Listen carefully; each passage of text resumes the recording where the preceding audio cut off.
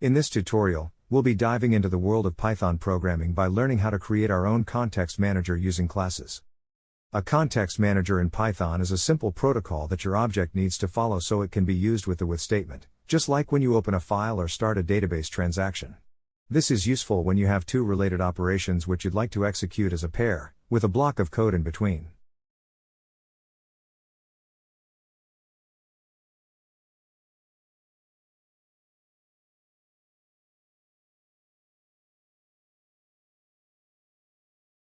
In this code, we've defined a class named myContextManager. This class has two special methods, _enter_ and _exit_. The _enter_ method is what gets executed when the context is entered. In our case, it just prints the message entering the context. The _exit_ method is what's run when the context is exited. Here, it prints exiting the context. The with statement is used to wrap the execution of a block with methods defined by a context manager. As you can see from the output, when we run the code inside the with block, it first prints entering the context, which is the _enter_ method.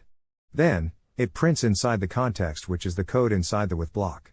Finally, it prints exiting the context, which is the _exit_ method. Context managers are a great way to ensure that certain operations are executed before and after a section of code is run. It's like having a setup and teardown process for a block of code. This can be useful when working with files, databases, or even when dealing with hardware resources. Remember, programming is all about problem solving and creativity. Keep practicing and don't be afraid to make mistakes. That's how we learn and grow. Happy coding, everyone.